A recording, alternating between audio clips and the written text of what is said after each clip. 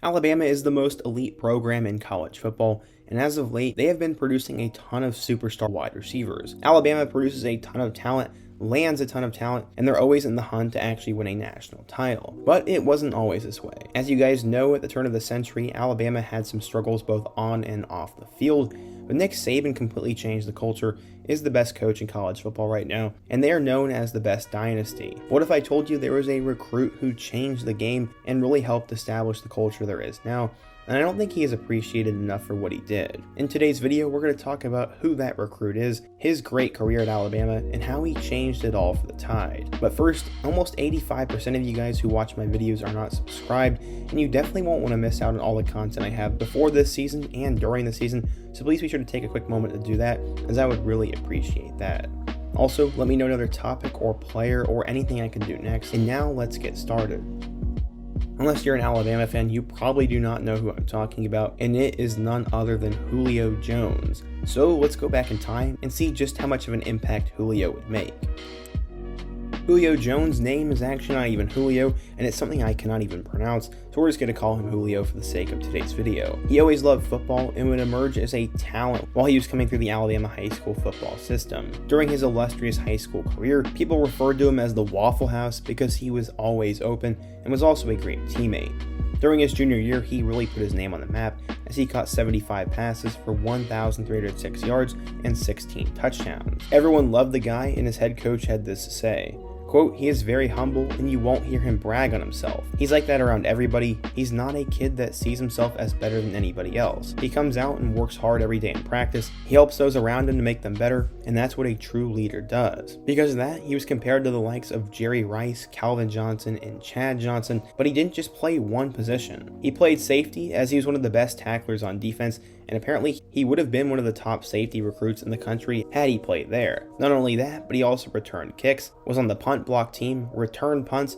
and their coach even jokingly said they wanted to see if he could drive the bus to the game for them. He was one of the most hyped up recruits in the nation and became a sensation, but the question was, where was he going to go? Julio Jones narrowed his list of potential schools down to 5 colleges: Alabama, Florida State, Oklahoma, Texas Tech, and Florida.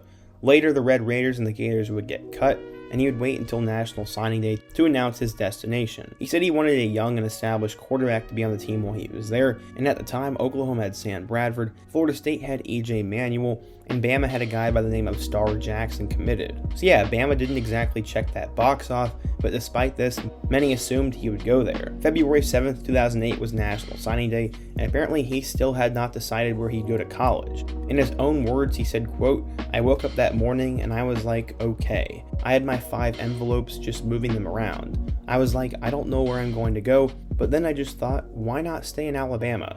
People that were supporting me over the years, if I go too far, they aren't going to be able to see me play. So that was one of the big reasons I stayed at Bama. Not only that, there are also other reasons, but one thing that Bama fans really liked about him is that Auburn apparently had left a sour taste in his mouth, so they were beyond pumped to have him on campus and part of their culture there. According to 24/7 Sports, Julio Jones was a 5-star recruit, the #1 wide receiver, and the 3rd best player in his class. To make matters even better, he was the 27th best player of all time according to the 24/7 Sports composite.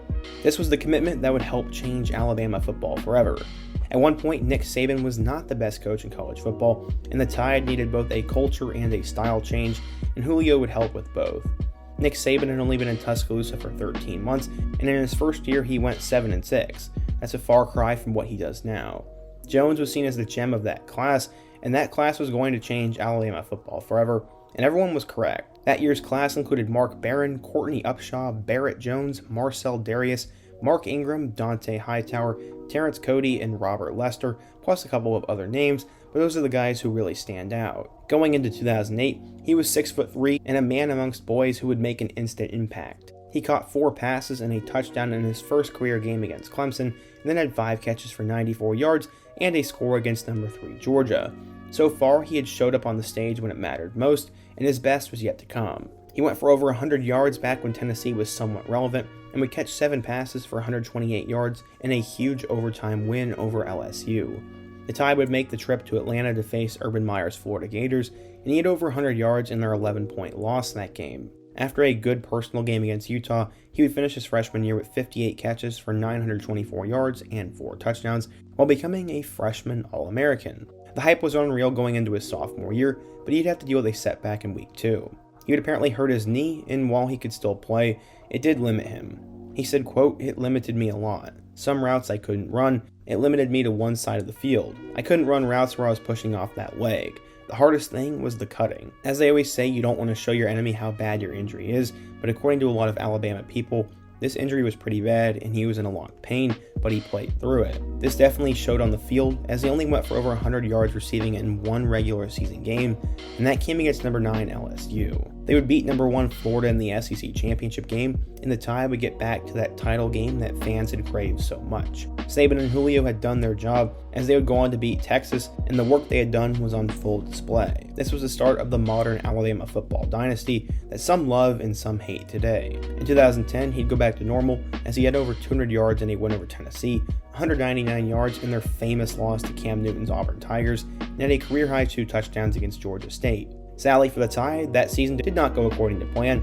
as they got upset by Steven Garcia in South Carolina and Les Miles at LSU, so they were not going to be headed back to Atlanta for Julio's final year. He would play in his final collegiate game against Michigan State, and would finish his junior campaign with 78 catches for 1,133 yards and 7 touchdowns. At the time, he ended his Alabama career second in career receptions with 179, second in career yards with 2,653, and fourth in touchdown catches with 15. He also had 8 games of 100-plus yards receiving, which was good for second in school history, and he was a first-team All-SEC selection in 2010. Many will say he is the best wide receiver in school history, and I honestly don't blame them for saying that. From there, he would leave for the NFL and was taken with the 6th overall pick to the Atlanta Falcons, where from there, he's caught a total of 848 passes for 12,896 yards and 60 touchdowns, while becoming a future Hall of Famer and the best wide receiver in Falcons history. He has since moved on to greener pastures, but his time with the Falcons will always be remembered. In terms of how he affected Alabama,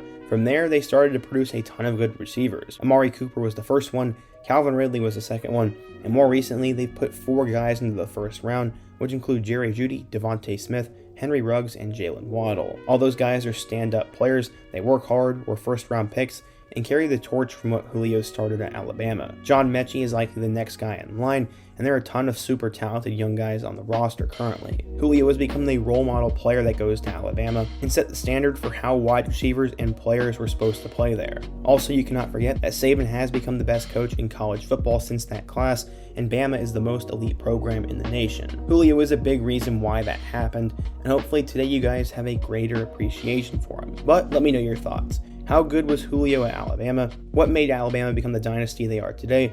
And what recruit changed your favorite school forever? Be sure to let me know down in the comment section. Let me know a topic I could do next.